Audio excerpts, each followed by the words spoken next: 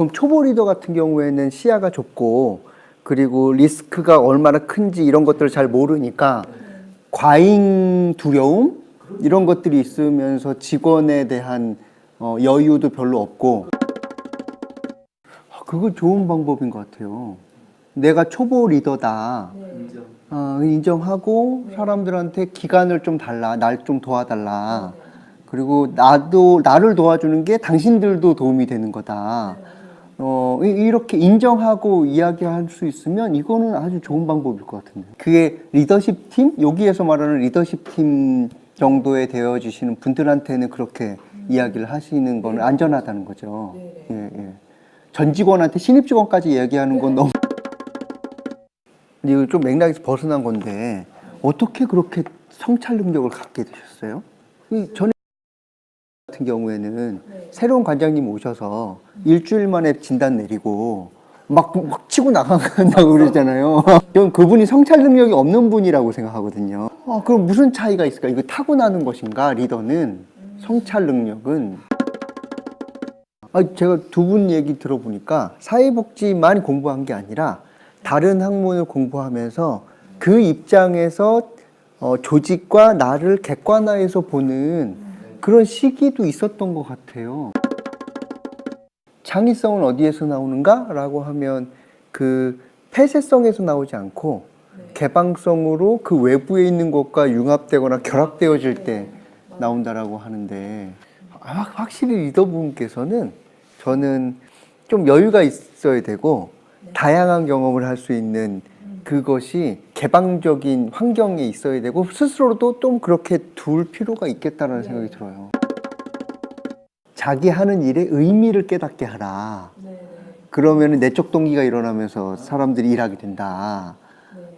그래서 리더는 의미를 깨닫게 해주고 의미를 알게 해주는 사람이다 라고 이야기하거든요. 근데 저는 그게 방금 말씀하셨던 그런 의미를 부여해 주는 것, 해석해 주는 것, 이렇게 명료한 가치를 지향해 주는 것, 이게 무엇이 조직을 움직이는가에서 리더십 팀이 논쟁해서 결국 만들어서 명료하게 직원들이랑 소통하는 그 내용인 거라고 생각해요, 저는. 리더가 자기 권한 내에 있는 조직에서는 미션이든 합리성이든 하는 것들을 명확하게 세우면 세울수록 내부 정치는 점점 약화된다고 생각해요. 예. 근데 그 리더가 기관을 대표하는 사람으로서 또 다른 환경에 속하게 되잖아요. 외부 환경에. 거기에서는 정치력인 것이 막 작동하기 때문에 리더는 또 외부 환경에서의 정치력을 발휘할 수 있는 능력은 있어 주어야 된다고 생각을 해요. 근데 내부에서는 그 관점으로 보면은 내부에서 직원들이 막 라인을 타고 누구 라인이냐 이런 걸 하고 있다는 것은 그 기관을 장악하고 있는 리더가 미션 비전이든 아니면은 명확한 합리성에 따른 조직 결정이든 하는 게 안 되니까 막 이게 그래서 외부로는 정치를 할 수 있는 역량 키우고 내부로는 명확한 방향성과 합리성에 따라서 운영되어진다는 걸 직원들이 확신하도록 해서 굳이 정치를 하지 않아도 내부 정치력을 하지 않아도 되는 문화를 만들어내는 게 리더가 해야 될 역할 중에 하나인 것 같아요. 복지관에서도 예를 들면 어느 복지관에서도 막 내부 정치가 막 판치고 리더는 합리적 결정 안 하고 하는 조직 내에 있는 직원은 어떻게 하면 좋겠는가 라고 하는 거랑 비슷한 맥락이라고 저는 생각하거든요. 판이 규모가 큰 거죠. 근데 그 직원이 지금 해야 될 건 사실은 이 전체를 결정할 수 있는 권한은 직원한테는 없는 거잖아요.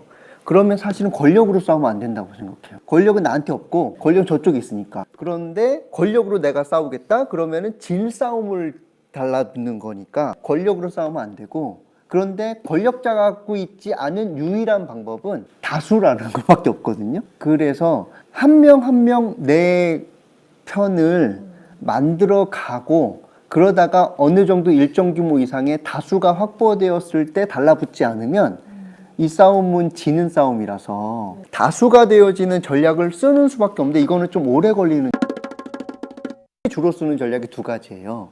방금 말씀드렸던 소수에서 다수가 되어지는 방식으로 일하자. 그래서 적을 만드는 것보다는 조금 달라도 그 사람이 나랑 같은 뜻을 갖는 사람으로 포섭하는 그것과 함께 다수와 함께 권력자도 결국 몇 가지의 기둥 위에 서 있는 것이기 때문에 이 기둥을 흔들 수 있는 외부의 EJ 같이 더 큰 권력자든 아니면은 다른 권력을 갖고 있는 그 사람이 제공해주는 그 기둥 안에 서 있는 예를 들면 경제력이라든지 경제인과의 연결성이라든지 이런 것들을 흔들고 우리가 다수가 되면 반드시 이긴다. 저는 소수파일 때와 형편없는 비주류일 때하고는 좀 전략이 달라야 된다고 생각하는데 너무 소수이고 혼자일 때는 일단 몇 명이라도 포섭하는 것이 필요하지. 그래서 일정 정도의 규모가 되고 나면 그때는 한판 붙을 수 있기 위해서 외부의 것을 활용할 수도 있지만 형편없는 소수일 때는 자칫 잘못하면 완전 무시당하고 너무 무시당하기 시작하면 포섭하기도 더 어려워지거든요. 저 사람이랑 어울리지 마, 저 사람이랑 고립되는 거죠.